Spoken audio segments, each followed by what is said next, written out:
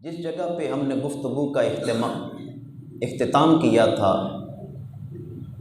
اسی سے چند ایک حدیث پاک کی معروضات عرض کرتا ہوں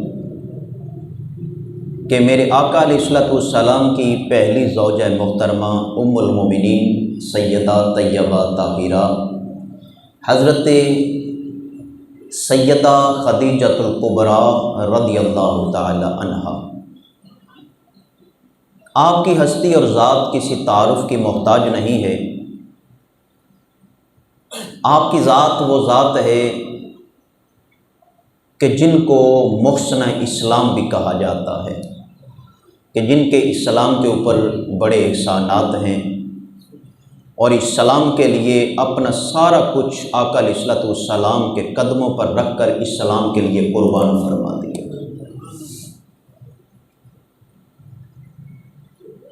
سیدہ خدیجۃ الکبریٰ رضی اللہ تعالی عنہا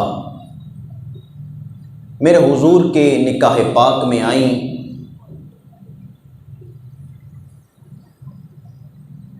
آپ کی بارگاہ کے اندر ازواج مطہرات نے بھی آپ کی عظمت و شان کو بیان فرمایا کہ میرے آقا علیہ السلام کس طرح سیدہ خدیجۃ الکبریٰ رضی اللہ تعالیٰ سے محبت اور پیار فرمایا کرتے تھے۔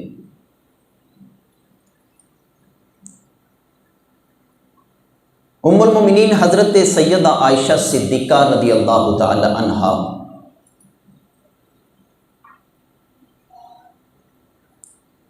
فرماتی ہیں کہ میں نے حضور علیہ الصلوۃ والسلام کی ازواج مطہرات میں سے کسی ازواج پر اتنا رشک کرتے ہوئے نہیں دیکھا جتنا حضور علیہ السلام نے خدیجۃ الکبریٰ پر رشک فرمایا۔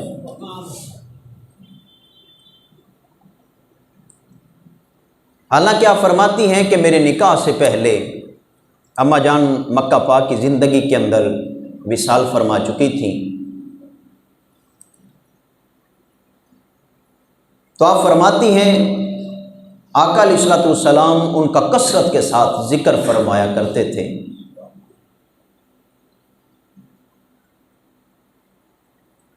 اور آپ فرماتی ہیں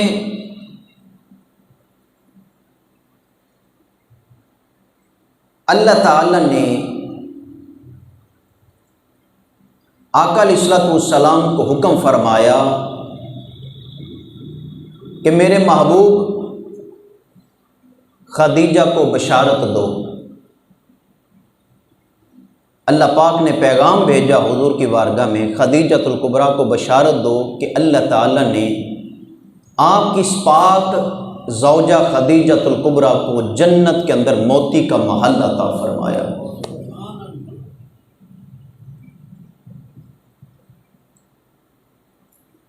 اور پھر ام المومنین سیدہ عائشہ صدیقہ رضی اللہ تعالی عنہا فرماتی ہیں حضور علیہ الصلوۃ والسلام جب بھی کوئی بکری ذبح فرماتے تو اس کے حصے کر دیتے، گوشت بناتے، تو سب سے پہلے میرے آقا علیہ الصلوۃ والسلام وہ گوشت تقسیم جو تھی وہ سیدہ خدیجۃ الکبریٰ کی سہیلیوں سے فرمایا کرتے تھے۔ سیدہ خدیجۃ الکبریٰ کی سہیلیوں کو وہ گوشت بھیجا کرتے تھے، اور اتنا گوشت بھیجتے حتیٰ کہ وہ گھر کے پکانے والے جن کو بھیجتے ان کو کفایت کر جاتا، یعنی بڑی کثرت کے ساتھ بڑی مافر مقدار کے اندر حضور علیہ الصلوۃ والسلام سیدہ خدیجۃ الکبریٰ رضی اللہ تعالیٰ کی سہیلیوں کو یہ گوشت بھیجا کرتے تھے۔ حضرت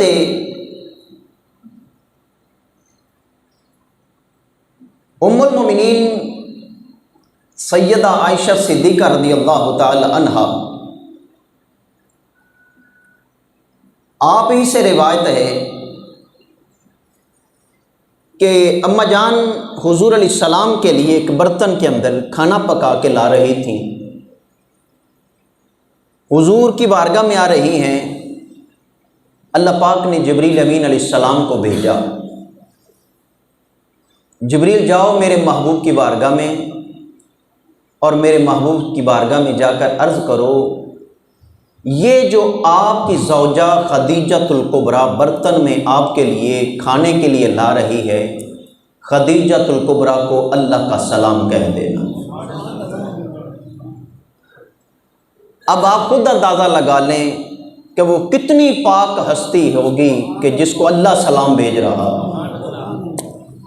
خدیجۃ الکبریٰ کو میرا سلام کہنا۔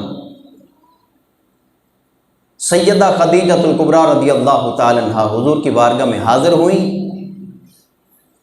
اور حضور علیہ الصلوۃ والسلام کی بارگاہ میں آ کر بیٹھ گئیں۔ حضور علیہ الصلوۃ والسلام مسکرا پڑے، تبسم فرمایا حضور نے۔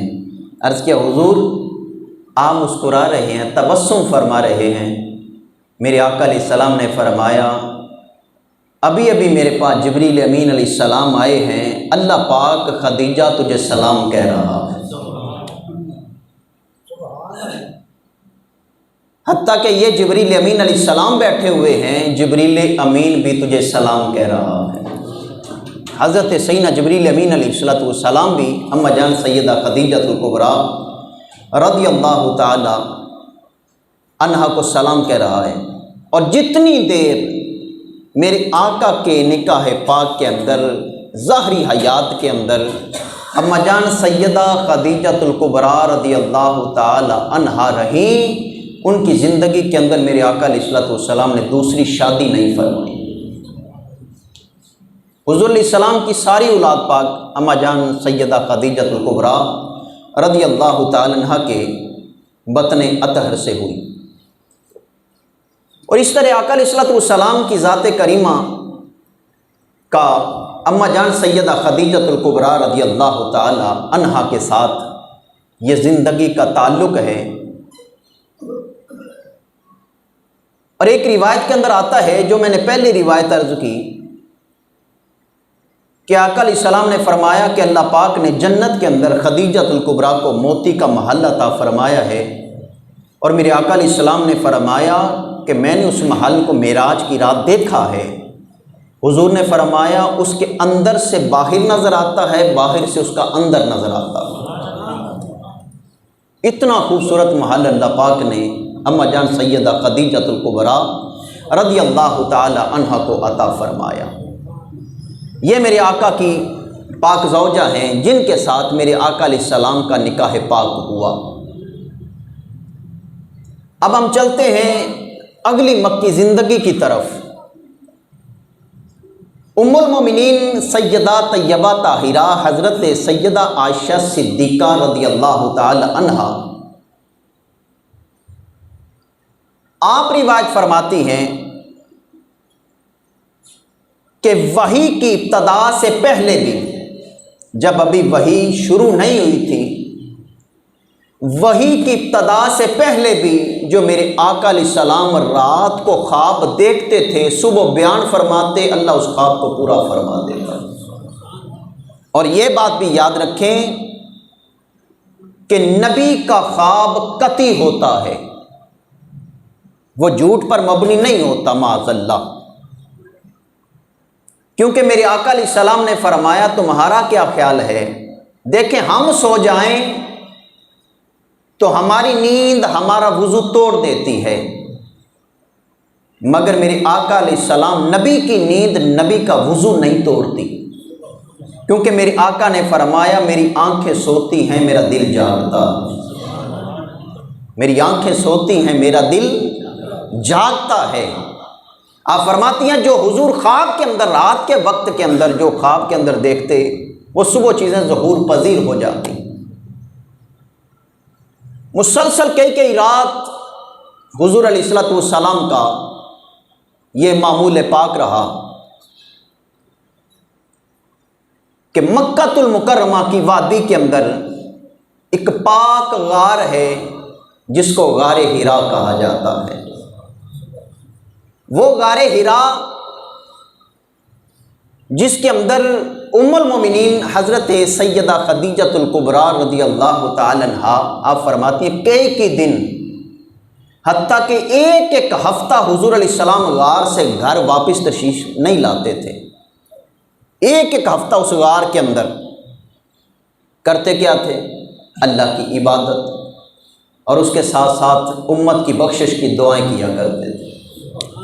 غار حرا کو یاد ہیں سجدے حضور کے، اور دیکھی ہے پتھروں نے عبادت رسول کی۔ غار حرا کتنی مقدر والا ہے کہ اس غار کے اندر ایک بندہ 10 دن مسجد کے اندر اعتکاف بیٹھ جائے تو وہ رب کی رحمت کے مزے لوٹ کر رب کے گھر کو نہیں بولتا، تو جب میرے آقا تنے تنہا اس غار کے اندر بیٹھ کر اپنے رب کا ذکر کر رہے ہوں گے اور امت کی بخشش کی دعا کر رہے ہوں گے اور کہہ رہے ہوں گے مولا میری امت کو بخش دے، مولا میری امت کو بخش دے، رب اغفر لی امتی، یا اللہ میری امت کو بخش دے، حضور بخشش کی دعائیں فرما رہے ہیں۔ کئی دن اس غار کے اندر سجدہ ریزیاں کرتے ہیں۔ اما جان سیدہ خدیجہ الکبریٰ رضی اللہ تعالی عنہا آپ فرماتی ہیں حضور پانی لے جاتے، جو لے جاتے، ستو لے جاتے، بس اسی کے ساتھ آقا علیہ الصلوۃ والسلام دن و رات کے نشیب و فراز کھا پی کر گزارا فرماتے۔ اللہ اکبر۔ پھر وہ وقت بھی آیا کہ آقا علیہ الصلوۃ والسلام غار حرا کے اندر ہیں۔ 40 سال تک تو میرے آقا علیہ الصلوۃ والسلام نے اعلان نبوت نہیں فرمایا تھا۔ کتنے سال تک؟ 40 سال تک اعلان نبوت نہیں فرمایا تھا۔ کیوں؟ اللہ کا حکم تھا، وَمَا يَنطِقُ عَنِ الْهَوَىٰ إِنْ هُوَ إِلَّا وَحْيٌ يُوحَىٰ۔ نبی اپنی مرضی سے نہیں بولتا، وہ تب بولتا ہے جب اللہ کی رضا ہوتی ہے۔ نبی اللہ کی مرضی کے بغیر بولتا نہیں ہے۔ اب یہ تصور ذہن میں رکھنا کہ 40 سال کے بعد نبوت ملی، ایسا نہیں۔ اس پر میرے آقا کا فرمان جب گواہ ہے کہ میرے حضور نے فرمایا کہ میں اس وقت بھی نبی تھا جب ابھی آدم علیہ الصلوۃ والسلام کا جسم مقدس بھی تیار نہیں ہوا تھا، میں اس وقت بھی نبی تھا۔ تو 40 سال تک میرے آقا نے اپنی زندگی بنائی غار حرا کے اندر۔ پھر وہ وقت بھی آیا جب 40 سال عمر پاک ہوئی، اللہ رب العالمین نے فرمایا جبریل لبیک یا رب جلیل، جبریل جاؤ میرے محبوب کی بارگاہ میں، آج سے ہم وحی کی ابتدا کرتے ہیں۔ اب کس وحی کا آغاز اور نزول ہو رہا ہے کہ اللہ پاک نے جس کے متعلقہ فرمایا کہ اگر یہ میں کلام پہاڑوں پر نازل کر دیتا تو پہاڑ ریزہ ریزہ ہو جاتے۔ تو مولا کریم پھر تو نے اس کلام کو کہاں پہ اتارنا چاہا؟ تو اللہ رب العالمین نے فرمایا پھر میں نے چاہا کہ اپنے پاک کلام کو اپنے محبوب کے پاک دل پر اتاروں، کیونکہ اس سے بڑی کوئی پاک جگہ نہیں ہے، اس سے کوئی مضبوط جگہ نہیں ہے، اس سے بڑی کوئی حفاظت والی جگہ نہیں ہے۔ یہ قرآن بھی پاک ہے، میرا مصطفیٰ بھی پاک ہے۔ یہ قرآن بھی پاک ہے، میرے مصطفیٰ کا سینہ بھی پاک ہے۔ یہ قرآن بھی پاک ہے، میرے مصطفیٰ کا دل بھی پاک ہے۔ تو جس مقدس ذات کا کلام ہے، اللہ رب العالمین نے فرمایا ہم نے چاہا کہ اب اس بار امانت کو قلب مصطفیٰ پر، ذات مصطفیٰ پر نازل کیا جائے۔ حضرت جبریل امین علیہ السلام اللہ کا یہ پیغام لے کر اس غار حرا کے اندر آئے، سلام عرض کیا، السلام علیکہ یا رسول اللہ صلی اللہ علیہ وسلم۔ اور یہاں پر یہ بات بھی یاد رکھیں کہ میرے آقا علیہ الصلوۃ والسلام فرماتے ہیں میرے اعلان نبوت سے پہلے، اعلان نبوت سے پہلے جو کہتے ہیں کہ 40 سال کے بعد پتہ چلا کہ میں نبی ہوں، میرے حضور فرماتے ہیں میرے اعلان نبوت سے پہلے میں آج بھی اس پتھر کو جانتا ہوں جو مجھے سلام کیا کرتا تھا۔ اعلان نبوت سے پہلے حضور فرماتے ہیں میں آج بھی اس پتھر کو جانتا ہوں جو مجھے سلام کیا کرتا تھا۔ تو وہ کیسے حضور جانتے تھے؟ نبی ہوتا ہی وہ ہے جو غیب کو جاننے والا ہو، جو غیب کی پوشیدہ خبریں رکھنے والا ہو۔ حضور فرماتے میں اسے جانتا ہوں۔ جبریل امین علیہ السلام غار حرا کے اندر آئے، سلام عرض کیا، حضور پڑھیے اب کیا ہے، بسم اللہ الرحمن الرحیم، پڑھیے اقرا۔ آج بھی غار حرا کے اندر یہ آیت لکھی ہوئی ہے اس پتھر کے اوپر، اقرا، حضور پڑھیے۔ اقرا، حضور نے فرمایا لا اقرا، میں پڑھا ہوا نہیں۔ اب بعض لوگوں نے کہا کہ حضور نے جانتے کچھ نہیں تھے، عرض کیا حضور اقرا پڑھیے، اقرا اقرا، حضور نے فرمایا لا اقرا۔ اللہ پاک نے فرمایا جبریل میرے نام سے پڑھاؤ، اقرا بسم ربک الذی خلق، حضور پڑھیے اپنے رب کے نام کے ساتھ۔ حضور نے فرمایا بسم اللہ الرحمن الرحیم، اقرا بسم ربک الذی خلق۔ اب اس کا معنی کیا ہے کہ میں نہیں پڑھتا، میں پڑھا ہوا نہیں، اس کا معنی یہ تھا کہ جبریل جس ذات نے مجھے بھیجا ہے اس ذات کا نام اور پیغام لے پڑھتا ہوں۔ اس کا معنی یہ نہیں کہ بعض لوگوں نے کہا امی کا معنی ان پڑھ ہے، ایسا معنی نہیں۔ اس کا معنی یہ ہے کہ نبی کا کوئی استاد دنیا میں نہیں ہوتا، نبی کی ڈائریکٹ تعلیم اللہ کی بارگاہ سے ہوتی ہے۔ ہمارا علم باہر سے اندر آتا ہے، نبی کا علم اندر سے باہر آتا ہے۔ عرض کیا حضور پڑھیے اقرا، حضور نے فرمایا لا اقرا، پڑھیے اقرا لا اقرا، حضور اب پڑھیے اقرا بسم ربک الذی خلق، حضور پڑھیے اپنے رب کے نام کے ساتھ جس نے پیدا کیا۔ حضور نے پڑھا خلق الانسان من علق، ہم نے انسان کو تخلیق کیا ہے، اقرا وربک الاکرم، پڑھیے اپنے عزت والے رب کے نام کے ساتھ، الذی علم بالقلم، وہ ذات جس نے آپ کو علم قلم کا بھی عطا فرمایا، اس رب کے نام کے ساتھ پڑھیے علم الانسان ما لم یعلم، یہ وہ انسان جو کچھ نہیں جانتا تھا، ہم نے اس کو علم عطا فرمایا ہے۔ تو ذات مصطفیٰ پر یہ وحی کا نزول ہوا، جو ہی پہلی وحی آئی، اب یہ بار امانت تھا کہ پہاڑوں پر نازل ہو تو پہاڑ ریزہ ریزہ ہوں، اب یہ بار امانت کا آغاز قلب مصطفیٰ پہ جب شروع ہو چکا ہے تو میرے آقا علیہ السلام اس بار امانت کو لے کر یوں کپ کپی غار کے اندر طاری ہو گئی۔ حضرت سیدنا جبریل امین علیہ السلام نے میرے آقا علیہ السلام کو یوں کلاوے میں لے کر دبایا اور کلام کر رہے ہیں، وحی کا آغاز شروع ہو چکا ہے۔ میرے آقا علیہ السلام غار سے اترے، کپ کپی وجود مقدسہ پر طاری ہے، میرے آقا علیہ السلام گھر میں آ گئے کانپتے ہوئے، زملونی زملونی زملونی زملونی، خدیجہ مجھے کمبل اڑاؤ، خدیجہ مجھے کمبل اڑاؤ، خدیجہ مجھے کمبل اڑاؤ۔ اتنے میں سیدہ خدیجۃ الکبریٰ نے میرے آقا علیہ السلام کے چہرہ پاک پر پسینے کی بوندیں دیکھی۔ سیدہ خدیجۃ الکبریٰ نے میرے آقا علیہ السلام کو اپنے سینے سے لگا کر یوں دبایا، عرض کیا حضور یہ تو وہ اثرات مجھے نظر آ رہے ہیں جو اللہ اپنے نبیوں پر نازل فرماتا ہے، اپنے محبوبوں پر نازل فرماتا ہے۔ سیدہ خدیجۃ الکبریٰ رضی اللہ تعالیٰ عنہ نے میرے آقا علیہ السلام کو یوں سینے سے لگا کر دبایا اور عرض کیا حضور آپ پریشان نہ ہوں، آپ تو لگتا ہے اس رب کے محبوب ہیں جس نے ساری کائنات کو پیدا فرمایا ہے، آپ کا رب کبھی آپ کو رسوا نہیں کرے گا۔ میرے آقا نے فرمایا زملونی زملونی زملونی، خدیجہ مجھے کمبل اڑاؤ، خدیجہ مجھے کمبل اڑاؤ، خدیجہ مجھے کمبل اڑاؤ۔ اس طرح کپ کپی ہے، پسینہ مقدسہ میرے آقا علیہ السلام کے چہرہ پاک سے بہہ رہا ہے۔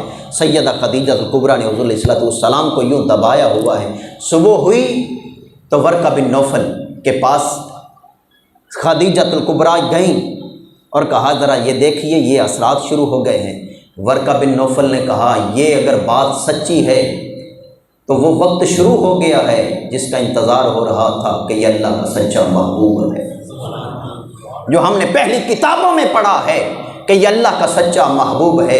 میرے آقا علیہ السلام کی ذات کریمہ پر اس طرح یہ وحی کا آغاز ہوا۔ پھر میرے آقا علیہ السلام غار حرا کے اندر آ رہے ہیں، جا رہے ہیں۔ میرے آقا علیہ السلام کا اب حکم ہو گیا، میرے محبوب اب قیام کیا کرو، یا ایھا المدثر قم فانذر، میرے محبوب ہے کمبل اوڑھنے والے اب اٹھو۔ اب کمبل اوڑھ کر آرام کرنے کا وقت نہیں ہے، اب کھڑے ہو جائیے، قم فانذر، اب کھڑے ہو جاؤ اور ڈراؤ، وَرَبَّكَ فَكَبِّرْ، اور اپنے رب کی کبریائی کو بیان کرو، وَثِيَابَكَ فَطَّهِرْ، اور خوب پاک صاف ستھرا ہو جاؤ۔ میرے محبوب اب کھڑے ہو جاؤ۔ آقا علیہ السلام اب اللہ کا پیغام لے کر 40 سال تک حضور علیہ الصلوۃ والسلام ولادت سے لے کر وحی کے آغاز تک 40 سال میرے آقا علیہ السلام خاموش رہے. 40 سال زندگی اپنی بنائی. اب حکم ہو چکا ہے میرے محبوب اب نکلو مکہ کی گلیوں میں. اب مکہ کی گلیوں میں حضور آ گئے. حضور نے فرمایا او لوگوں مکہ والو، ابو لہب، ابو جہل، عتبہ، شیبہ، مکے کے بڑے بڑے سرداران کفار، میرے آقا نے فرمایا آ جاؤ کوہ صفا پر. اب کوہ صفا پر جو زبان پہلے خاموش تھی اب وہی زبان جنبش کر رہی ہے، حرکت کر رہی ہے. کہا آؤ اب کوہ صفا پر. اب کوہ صفا پر بڑے بڑے کافر آ گئے. کہا کس لیے ہمیں بلایا ہے؟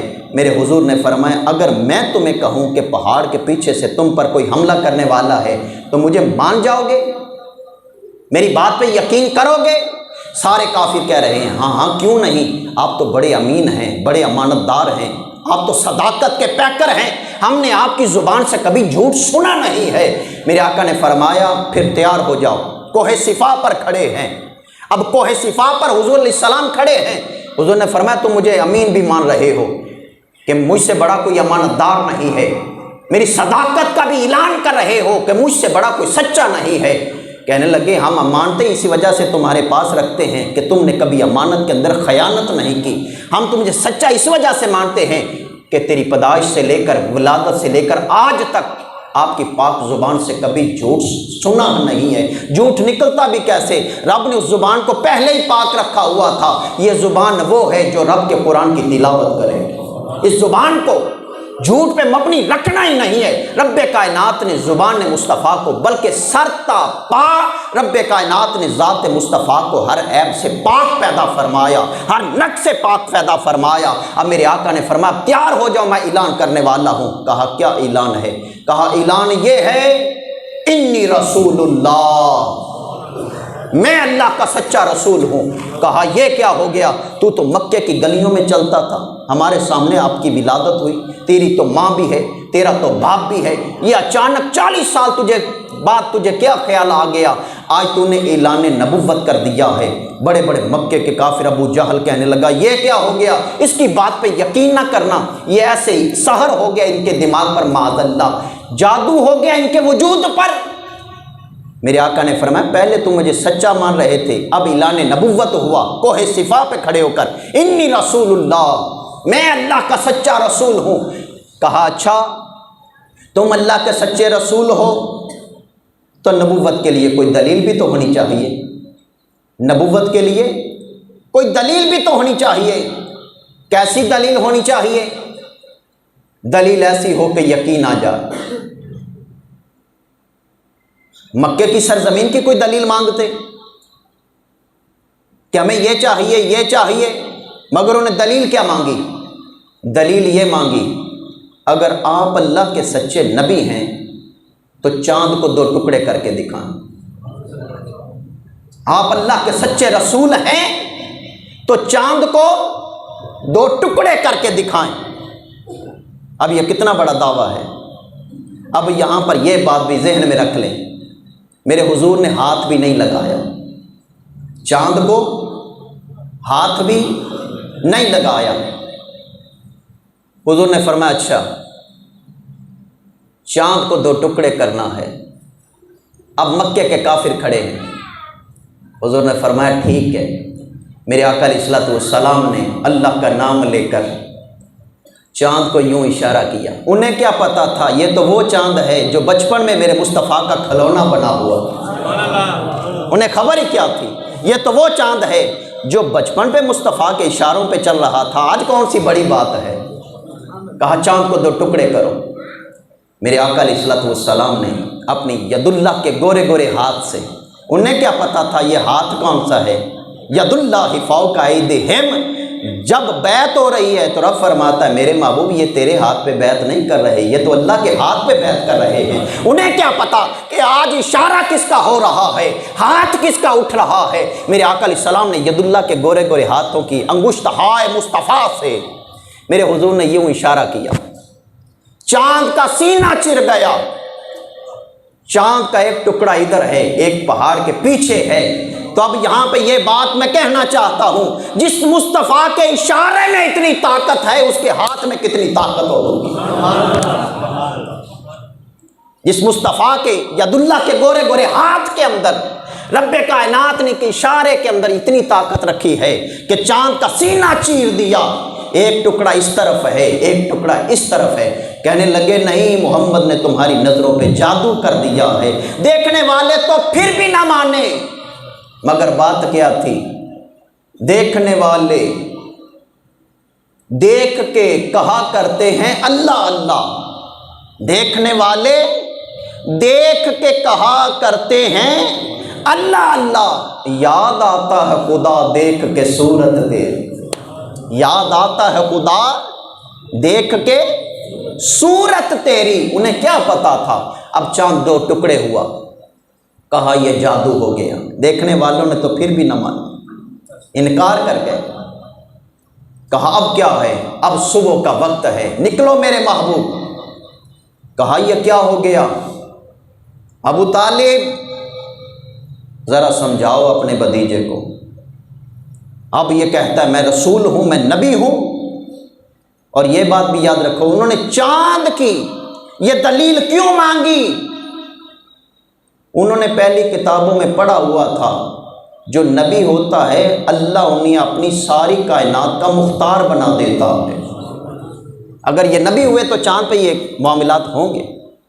انہوں نے اسی وجہ سے کہ زمین کی کوئی چیز نہ مانگو، آسمان سے یہ معجزہ پہلا میرے آقا علیہ السلام کا، کفار کے کہنے پر۔ اب میرے آقا علیہ السلام کی نظر دیکھیے، مکے کے بازار کے اندر، مکہ کی گلیوں، میرے محبوب نکلو، اللہ کی وحدانیت کا پیغام پہنچاؤ۔ مکہ کی گلیاں ہیں، طائف کی وادی ہے، لوگوں تم کیا کرتے ہو؟ بتوں کی پوجا کرتے ہو، اللہ وحدہ لا شریک کو چھوڑ کر ادھر میری طرف دیکھو، میں اللہ کا سچا رسول ہوں، میں تمہیں وحدانیت کا پیغام دینے آیا ہوں۔ اس وحدہ لا شریک کے آگے سر مسجود ہو جاؤ جس نے ساری کائنات کو پیدا کیا ہے۔ کہا ان کو کیا ہو گیا؟ کبھی ادھر سے حملے کفار کے، کبھی ادھر سے حملے کفار کے، مولا یہ معاملہ کیا ہے؟ محبوب بھی کہتا ہے پتھر بھی مارے جا رہے ہیں، طائف کی وادی ہے، نالین بھی لہو لہان کی جا رہی ہے، مگر پھر بھی آواز کیا آ رہی ہے؟ قل هو اللہ احد اللہ الصمد لم یلد ولم یولد ولم یکن لہ کفوا احد۔ اللہ اکبر کی صدائیں آ رہی ہیں، قدمین مصطفیٰ لہو لہان ہو رہے ہیں، میرے آقا کی نالین خون سے بھری جا رہی ہے، دیواروں کا سہارا لے کر میرے آقا چل رہے ہیں، مگر پھر بھی شکوہ نہیں کر رہے۔ مولا محبوب بھی کہتا ہے محب بھی تو ہے، پتھر بھی مارے جا رہے ہیں، قدمین پاک بھی لہو لہان کیے جا رہے ہیں، مگر پھر بھی کیا ہے؟ جبریل آ گئے بارگاہ مصطفیٰ میں۔ اللہ کے محبوب اگر حکم ہو تو ادھر کا پہاڑ لا کر ادھر سے لا کر ملا کر ان کو ملیا میٹ کر دو۔ جبریل خود آیا ہے یا کسی نے بھیجا ہے؟ کہا اجازت لے کر آیا ہوں۔ کہا جس سے اجازت لے کر آیا ہے واپس چلا جا، وہ دیکھ رہا ہے میرا یار کس حال میں ہے، واپس چلا جا۔ اس کو پتا ہے جس کی خاطر جس نے 40 سال مجھے خاموش رکھا کہ میرے محبوب بولنا نہیں ہے، 40 سال کے بعد اعلان نبوت کروا کر وحی کا آغاز قرآن قلب مصطفیٰ پہ اتار کر اب خود ہی کہہ رہا ہے کہ مکے کی گلیوں میں نکل میری وحدانیت کا پیغام پہنچا۔ جس رب کی وحدانیت کا میں پیغام پہنچا رہا ہوں وہ رب مجھے دیکھ رہا ہے کہ اس کا یار کس حال میں ہے۔ اب کیا ہے؟ میرے آقا ہر روز قرآن کی وحی آ رہی ہے، صبح ہوتی ہے تو میرے آقا قرآن پڑھ پڑھ کر سناتے ہیں، صحن کعبہ میں آ جاتے ہیں، اللہ کے قرآن کی تلاوت کی جا رہی ہے۔ جس دن کبھی ہوتا ہے تو مکے کے کافر کہتے ہیں آج کوئی نئی بات نہیں آئی، آج کوئی نیا پیغام نہیں آیا، وہ تانے دیتے ہیں آج کوئی نیا پیغام نہیں آیا۔ میرے حضور خاموش ہو جاتے ہیں، میرے حضور فرماتے ہیں ہاں آیا ہے۔ کیا پیغام آیا ہے؟ پیغام یہ آیا ہے یاسین والقرآن الحکیم۔ اس وقت کوہ صفا پہ کھڑے ہو کر جو اعلان کیا تھا میں اللہ کا سچا رسول ہوں، تو یہ کیا کہہ رہے ہیں؟ لست مرسلا، ہم تجھے رسول نہیں مانتے۔ تو میرے آقا کی طبیعت مغموم ہوگی، مولا معاملہ کیا ہے؟ میں تیرا محبوب ہوں، تو نے کہا اعلان نبوت کر، میں نے اعلان نبوت کیا، یہ انکار کر رہے ہیں، ہم تجھے رسول نہیں مانتے۔ رب العالمین نے فرمایا، انداز دیکھیں اپنے محبوب کے ساتھ محبت کا، رب کائنات نے فرمایا پیارے یاسین تیری پیشانی کی بھی قسم، یاسین پیارے مصطفیٰ تیری پیشانی کی بھی قسم ہے، والقرآن الحکیم حکمت والے قرآن کی بھی قسم ہے، انک لمن المرسلین، میں یہ تجھے رسول نہیں مانتے نہ مانے، میں رب ہو کر کہہ رہا ہوں میں نے تجھے رسول بنا کر بھیجا، یاسین والقرآن الحکیم انک لمن المرسلین۔ یہ بھٹک گئے ہیں، میرے محبوب ان کی باتوں سے پریشان نہ ہوا کر، علی صراط مستقیم، تو سیدھی راہ پر ہے، جو تجھے رسول نہیں مان رہا وہ گمراہ ہو گیا ہے، جب تیرا رب تجھے کہہ رہا ہے، حکمت والا قرآن تجھے رسول کہہ رہا ہے، یہ کہتے ہیں تو بھٹک گیا ہے، تیرا رب تجھے کہہ رہا ہے علی صراط مستقیم، میرے محبوب تو سیدھی راہ پر ہے، جو تیری راہ اتنی سیدھی ہے جو تیری راہ پر چل جائے گا اللہ اس کی ٹیڑھی راہیں بھی سیدھی فرما دے گا۔ تو غار حرا سے ایسے نسخے لے کر آیا ہے، ایسا کیمیا لے کر آیا ہے، اتر کر حرا سے وہ سوئے قوم آیا، وہ ایک نسخہ کیمیا اپنے ساتھ لایا، ذات مصطفیٰ کی ذات پر، میرے آقا کی ذات پر جو اللہ نے اپنا پاک کلام اتارا، کس لیے؟ ہدایت کے لیے۔ قرآن یہی کہتا ہے، اس قرآن کے اندر جب رب نے کہہ دیا میرے محبوب یاسین والقرآن الحکیم انک لمن المرسلین علی صراط مستقیم، میرے محبوب تو بھی سیدھی راہ پر ہے، جو تیرے نقش قدم پر چل جائے گا وہ بھی ہدایت پا جائے گا۔ اللہ تعالی ہمیں کریم آقا کی محبت و غلامی نصیب فرمائے۔